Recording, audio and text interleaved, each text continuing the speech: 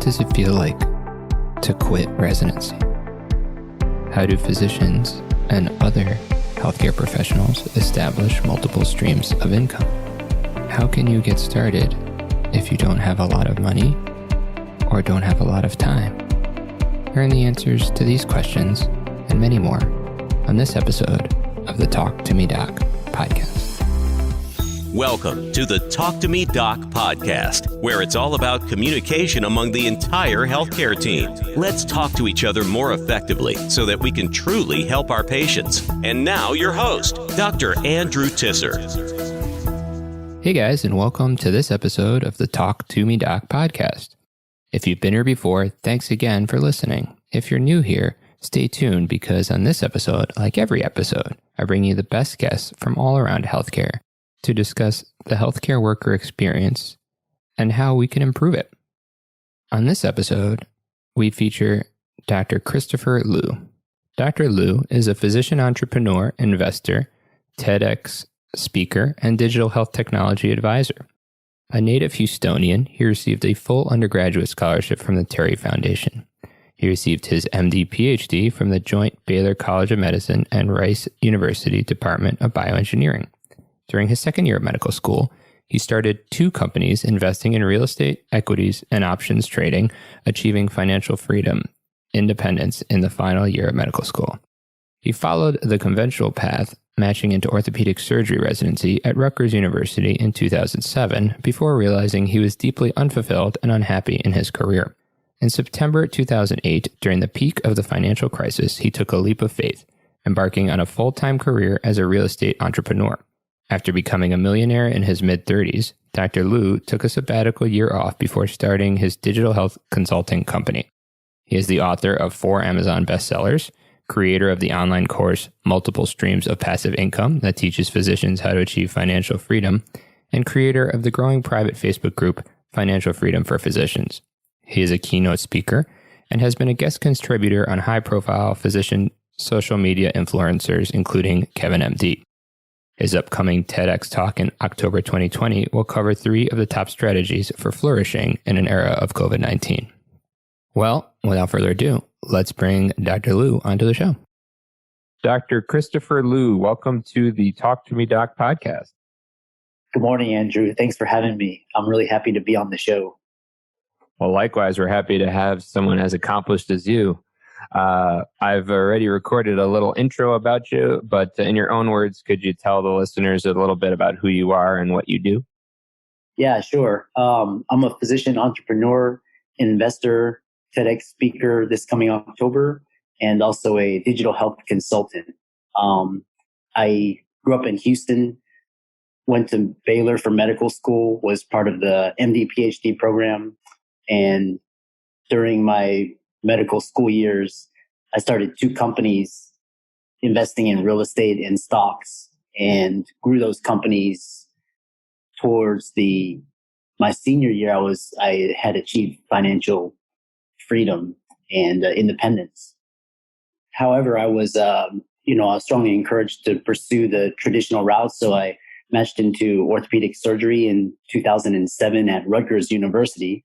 But wasn't really happy and fulfilled. So at the height of the financial crisis, I devoted myself full time to my 2 companies and grew them to the point where I became a millionaire in my mid-30s and was able to take a year off in 2016 before launching my consulting company. So far, I've written 4 books on financial freedom and independence. Also, scheduled to be a TEDx speaker this October. I launched my online digital program this month, and also creator of the private Facebook group, Financial Freedom for Physicians. So I'm really passionate about speaking out against the abuses towards physicians these days, and just teaching physicians how to get right with their finances so that they don't have to, so that when it comes time, they have options. If they're not happy in their careers, they can easily pivot and switch without being, tied to anything. Wow, that's a pretty incredible story. I think, weren't you terrified to just leave residency?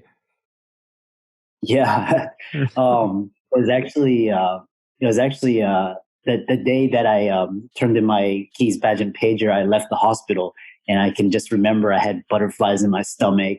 I had palpitations. I had shortness of breath, and really it was the fear, but it was also the excitement. I was like, because actually I started having inklings of leaving medicine during my second year of medical school, but I was strongly encouraged to tough it out. My advisors and mentors, they all said this was just a phase. Really the decision in 2008 was started back in 2002. But I had a lot of fear and I had a lot of pressure. And, it's almost like skydiving where you have to take the leap and, know that everything will work out and turn out well in the end. Yeah, absolutely. I think, given current events, there's certainly a lot more docs that are thinking about jumping ship, but really either don't know how to do it or are too scared to make that leap. What kind of advice would you give to those physicians? Yeah, that's a great question. I think, starting off just, low cost things, a lot of free things like joining Facebook groups. I have my own private Facebook group. It's free to join. Listening to a lot of physicians are starting their own podcasts about financial freedom and, career changes, career transitions. All of those are free. There's tons of resources on the internet. The next step is online programs. So I know Jim Dolly from White Coat Investor, Peter Kim from Passive Income, they have these online programs. They're fairly inexpensive to join. So you can do that. The next level is going to, seminars and conferences and networking with like-minded physicians looking for alternative sources of income. So there's, for me, I've been to the SEEK conference, that really helped me. And I was a speaker there, 2 years ago, and just go to different, conferences. The next level is, start investing with, a lot of physicians. They have their own programs. So, whether it's an hour or two, that would be, money well spent because that hour or two, will save you sometimes years of just struggle and toil. So definitely get a mentor, get educated, get a lot of resources, start reading a lot of books outside of medicine. For example, the two books that really shaped my life were Getting Started in Options and also Rich Dad, Poor Dad by Robert Kiyosaki. So, and another great book is Multiple Streams of Income. So there's in this age, there's a total abundance of resources and knowledge. The thing that separates those who create the lifestyle that they want and those that don't is those that just take action. So, knowledge is there, but you also have to execute as well. Absolutely. And what do you say to docs that are just like, well, I don't know what to do? I mean, there's real estate, there's stocks, there's starting their own business, there's all these different things, and they're just inundated with all the different options and then don't do anything. Yeah, that's a great question. Well, I'll tell you my own personal story because I started out in stocks. So stocks was easy because all you had to do was open up a brokerage account. And while stocks was really I'm interested in stocks, but and I got my financial freedom from stocks. It's not something that I could start a hedge fund over or be like the guys on CNBC who talk about stocks all day. I do love the fact that equities, you're investing in companies and you're evaluating investments based on, the paper assets. So, and then I moved on into real estate. In real estate, there's aspects that I like and aspects that I don't like. But it was really just to teach me how to become a better investor and how to create systems and processes to automate a lot of things. But really my true passion is in digital content and creating online programs and courses to educate and teach what I've known. So that's taken a lot more time because I had to build out my brand. I had to establish a reputation, I had to create content and things. So start out small, start looking into things. For example, stocks, all you have to do is, set aside, $50-$100 every month and just do it that way. It's not going to get you your financial freedom, but it'll teach you the education, how to invest, and slowly as you tailor and hone what you like and dislike, you can start to focus on the areas and investments that you do like. For a lot of the non-entrepreneurial physicians, you can pivot into the managerial administrative space. You can pivot within your company. You can take on more of a non-clinical role. So there's really, these age, there's so many different options. So just identify what your talents and your skill sets are, and then just start to branch out into different niches and things that interest you and excite you. And if you do it as a hobby first, it'll be a lot less stressful than if you have to do it because you have to earn an income. True. I think you got two groups of people. There's the docs that just are done and want to do something else. And then there's some who just want to diversify their income streams and stay in medicine. So, we once thought that this was the ultimate job security, but I think the coronavirus has taught us that physicians are replaceable as well.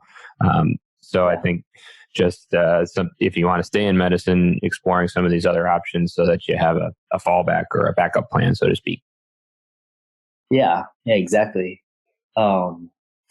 It's like it's almost like in the past you had to what they called diversifying assets. So you had to have like different asset classes. Now you have to diversify income streams. So you can't really depend on one single sole source of income. You have to, for example, a dual income family. You have real estate, you have stocks, you have savings, and you have a side business. All of these income streams will help you to become you have to be able to create your job stability in today's society. There's no one job that's going to be stable for the rest of your life. So, no, absolutely. And I think that's more and more evident these days. And so what about, Dr. Loo, what about a doc that comes to you and says, hey, I don't have any money. I've got $500,000 in debt, and I'm working paycheck to paycheck despite my high income. What can I do? I saw this one Facebook post. I think it was this guy. He said he was like $400,000 in debt, and he was starting his year of residency. And my advice is, one, don't get in that situation in the first place. So if you make wise financial decisions, you wouldn't be in that situation. But you have to make the best of what you can do from that situation. So you take you look at your income, how much you're making. You look at your expenses, and for example, if you're living a large lifestyle, a very you may have to start cutting back, and just start being frugal and start saving where you can.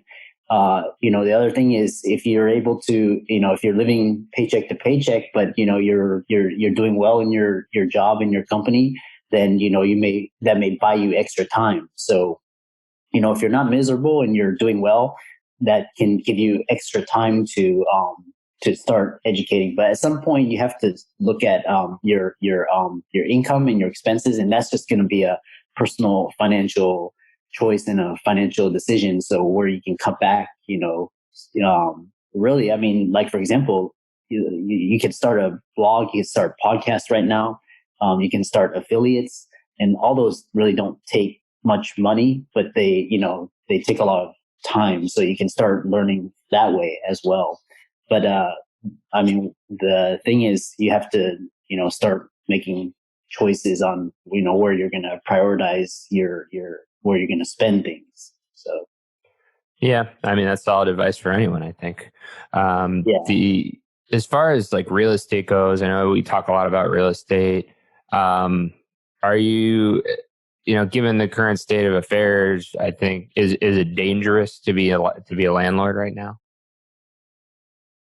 Yeah, that's a good question. The answer is yes and no. So, that, like with all things, uh, I'll give you my own personal example. So, for example, I have a lot of, part of my portfolio is, focused on short term rentals and things like that. So, for example, when this COVID, crisis hit, I had a lot, like my bookings, I had booked from, March all the way up to, I believe it was, July or April. And, like I had specifically targeted, like medical students here for rotations. But then when, the travel ban and the hospitals shutting down and the, medical schools canceling rotations. So I had all of those bookings, just, they had to cancel it. But luckily I had established a good brand. So, cause, I focused more on the experience for the customer. So I was able to rebook a lot of the, vacancies almost immediately. But, like I said, but for example, a lot of, landlords, they depend on this rental income, they're booked for the entire year, and all of a sudden all that income vanishes, and a lot of them couldn't get rebooked. So it in that sense, it is dangerous, right? The upside to that is, and again, COVID is like a black swan event. It's something that just happens, once in a century type thing. But these types of events are happening more and more. So that's why you have to diversify your assets and your income, and you also have to diversify your skill sets. So in a normal situation, you wouldn't have these sort of things happen, but, it's just teaching you how to, pivot and innovate. The good thing about this is that, in these times of crisis, you can also, innovate and establish new marketing plans and new, business ideas. So, for example, from this crisis, I started to diversify, like, oh, what happened? I started, instead of just targeting medical students, I started to open it up to, different types of travelers. Okay. The second thing is, in terms of dangerous, like real estate, if you, for example, like, 2007, 2008, yes, that's really dangerous because, that's just the mania. That's people just jumping in, and that's just like hype and speculation. But if you're able to evaluate an investment based on its core fundamentals, so you generate a high cash flow, a high, cash on cash return, that sort of thing. If you're not, gambling on the appreciation, it's more safe. But again, there's always risks with landlords. So for example, tenants can, damage your place. They can, steal from your place. They can fall down and, sue you and things like that. So you have, like I said, you always have to, as an entrepreneur investor, you have to look at, the risk and reward and learn how to mitigate that risk. So yeah, that's fair. I mean, I think common advice is, as long as your place cash flows, you'll be okay, as long as you're not betting on appreciation. But I think people didn't expect people to not be able to pay their rent all of a sudden, and mortgages come in due. But yeah, hopefully this will pass and we can move on. But yeah, exactly. That's fair. So I want to just transition the show a little bit to get to know you as a guest a little bit more. You've already given us some book recommendations. Rich Dad Poor Dad, that's like the fundamentals of for everyone. But do you have any other books you can recommend to the listeners? Yeah, definitely. I've recently I just finished the last lecture by Randy Posh, and that one's really good because it helped me to just evaluate, what's important in life. So, a lot of times our income and our net worths are tied to our identities. So, but what's really important in life is really the meaning that we give to it and the relationships that we cultivate, and just how we grow and experience life. So, and I know in the USA is capitalistic, so we're always focused on the bottom line, making the dollar and things like that. But in the end, at the end of it, it's really going to be more about the intangible experiences. So that was one. I really like authors Ben Mesrick. He's written things like the MIT team that took out Vegas, the blackjack team. He's got a lot of good books as well. Just Michael Crichton, Stephen King, any sort of. I finished the Lord of the Rings as well. So all of those are really good books. Those are very varied genres. You are an interesting fella. So, do you take on clients directly? Do you work with individual docs? Yeah, I do. If most of the time, I do. I have a program where it's 30-minute and then 1 hour, and then if I think things are going to work out, I can extend it. I do this in addition. Every client that comes on, I send them free copies of my books, and I'm also giving them free access to my online course as well. And I'm also having an upcoming seminar on two genres. One is TEDx, and then also getting in on stock. So I've got a lot of bundled package deals for the docs as well. So yeah, they can reach out to me. I'm very active on social media, which will be in the show notes, and they can email me as well. So great. Yeah, I'll put all that stuff in the show notes for the listeners. Do you want to talk about your books at all? Yeah, definitely. My first book is my autobiography, and it's essentially tells my story just growing up. Growing up, I was always an outsider, so I think my contrarian thinking has really helped me, flourish during these times. And then it just talks a little bit about the different options for physicians that are looking into making a career transition. So, and I have to put a caveat because, some physicians think it's like a recipe for success, but what it is more of a autobiography, and it's supposed to be more inspirational and motivational, and it has like my own life story sprinkled in to give the reader a sense of different ideas that they can pursue. So, and it's really for very out of the box entrepreneurial minded physicians. So, sometimes physicians, don't resonate with it, but so that's why I put in that caveat. My next three books, one is talking about how I got my financial freedom through stocks and options. And that's more of like a niche specific book. And then I have one book on how I got into consulting, how to set up your business, the pitfalls, the nuts and bolts and things like that. So that's been really popular as well. And then my last book is also niche as well. It's how to generate income as a writer and how to use writing to build and expand your brand and expand your reach. Cool. Those sound really good. I'll have to check them out myself. So what's next on the horizon? You said you had a TEDx talk coming up. Yeah, TEDx talk. I have a couple of projects coming up later in the year. And then I have a virtual seminar on how to become a TEDx speaker, how to submit your idea, your video, the advantage of using speaking to enhance your brand.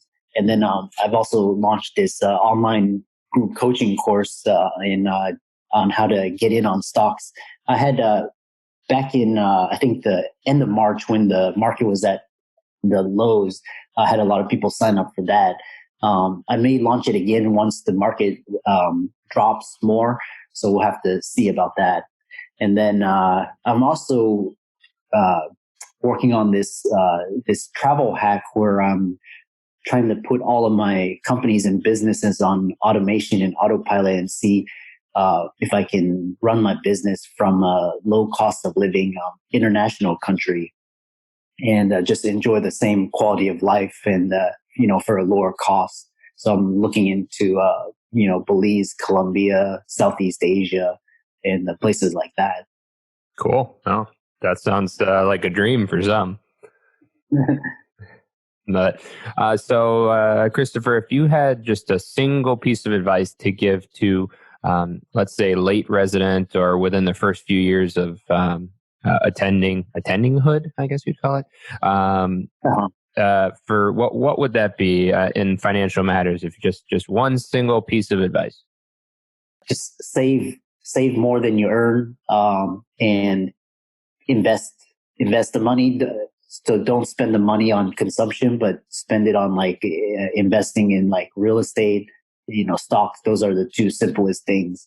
And just save more than you earn and, live below your means. So that's the one piece of advice. Well, that's wonderful advice that I think more of us need to think about. But great. So, Dr. Loo, I want to thank you again for coming on the show. I think you've given our listeners quite a bit of great information to think about. And I will encourage everyone to check out your books and all your programs, because I think you have a lot of very valuable content out there, and you certainly made it yourself. So you're living it. Thanks, Andrew. I really enjoyed my time on the show. Thanks again. We'll talk soon. Wow, what an interesting episode with Dr. Loo. I couldn't imagine what it felt like to turn in his pager and ID badge and quit orthopedic residency, one of the most highly competitive fields out there. Dr. Loo recommends beginning to educate yourself using free or low-cost options such as Facebook groups, then moving on to courses, and finally conferences. He feels that real estate taught him to be a better investor overall.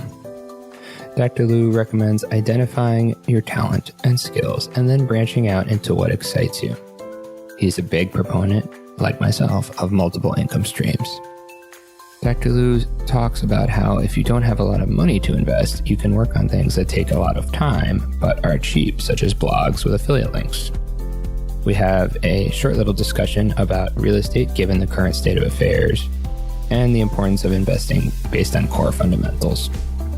Well, that's all we have for today, guys. Thank you again for listening. I'd like some feedback on the direction the show is going, so if you could drop me email at andrew@talk2medocpod.com. That's Andrew at talk2medocpod.com. I'd love to hear your feedback. Otherwise, you can find me on most social media platforms at talk2medoc. Well, till next time, guys, keep talking. All opinions expressed by the guest in this episode are solely the guest's opinions and do not reflect the opinions of Andrew Tisser DO, Talk2MeDoc LLC, or any affiliates thereof. The guest's opinions are based upon information he or she considers reliable, but Andrew Tisser DO, Talk2MeDoc LLC, nor any affiliates thereof warrant its completeness or accuracy. The guest, Andrew Tisser DO, Talk2MeDoc LLC, or any affiliates thereof are not under any obligation to update or correct any information provided in this episode. The guest statements and opinions are subject to change without notice.